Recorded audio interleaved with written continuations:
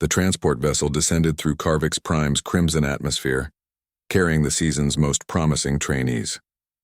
Commander Thrask watched from the observation deck as 20 young Carvixan warriors prepared for their final trial.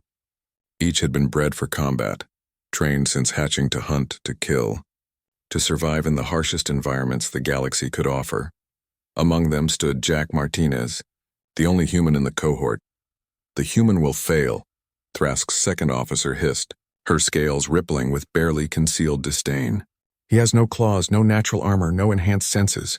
Why the Council allowed him to train with our cubs is beyond comprehension." Thrask said nothing. He had watched Jack for 6 months, observed something the others missed. The human trained differently, thought differently, and most importantly, survived differently. The trial was simple in concept, brutal in execution. 20 warriors dropped into the burning wastes, each alone, each with minimal supplies. They would hunt the savage drath beasts that prowled the desert canyons, creatures that had evolved to be the apex predators of their world. Return with proof of the kill within 3 planetary rotations or don't return at all. The Carvixan had designed this trial centuries ago. Fewer than half typically survived. Anna Chen watched the feeds from the orbital command center, her fingers dancing across holographic displays. As the expedition's xenobiologist, she wasn't supposed to interfere with the trial. But Jack was down there, and despite regulations, despite the Carvixan's insistence on non-intervention, she would be damned if she let him face those wastes without someone watching his back. Even from orbit. "Separation complete," the AI announced. All 20 units dispersed across the target zone. Anna zoomed in on Jack's biometric signature. His heart rate was elevated but controlled. She'd run enough field ops with him to recognize his game face readings. While the Carvixan cubs had scattered in different directions, already hunting, Jack had found shelter in a canyon overhang and was waiting. "What are you doing, Jack?" she whispered. On the surface, Jack Martinez sat in the shade and thought about lions. The Carvixan were magnificent hunters, powerful, fast, equipped with natural weapons that put human physiology to shame. They were also, Jack had realized early in training, solitary predators by nature. They hunted alone because that's what evolution had programmed into their DNA. But humans? Humans had conquered Earth not through claws or fangs, but through something the Carvixan didn't fully understand: cooperation. As the first day's brutal heat peaked, Jack noticed movement in the canyon below. A young Carvixan, he recognized her as Siral, one of the few who hadn't openly mocked him, was tracking a drath beast. She was doing everything right, using the terrain, staying downwind, moving with lethal grace. Then the ground beneath her collapsed.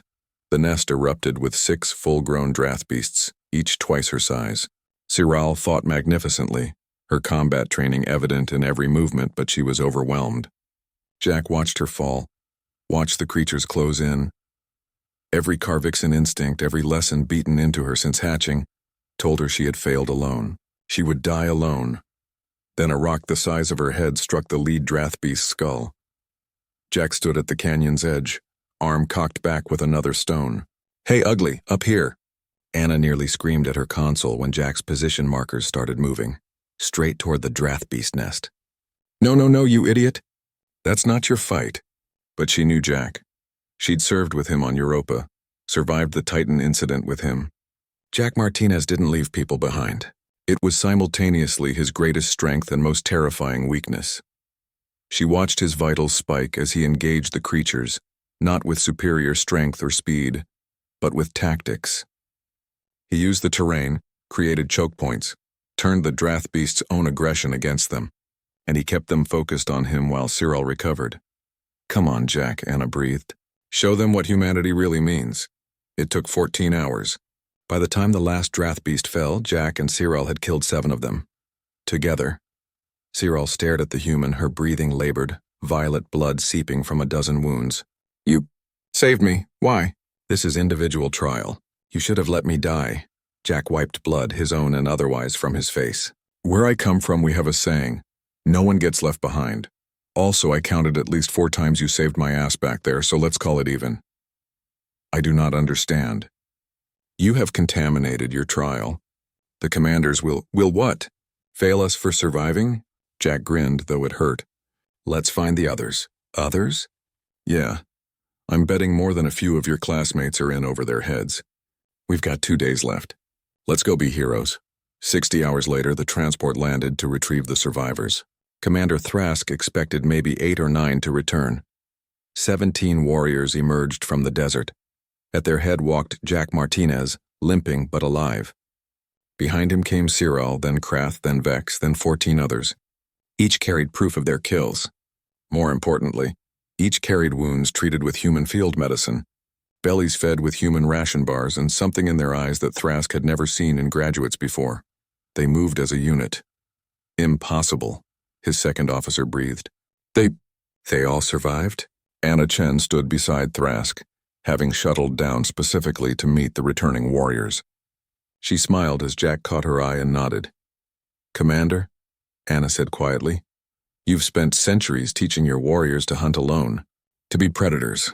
But humans, we learned long ago that the most dangerous predator isn't the one with the biggest claws. She gestured at the group below. It's the one who convinces all the other predators to hunt together. Thrask watched as Jack shared water with Cyril. As the young Karvixan warriors who had been taught that cooperation was weakness, laughed and tended each other's wounds.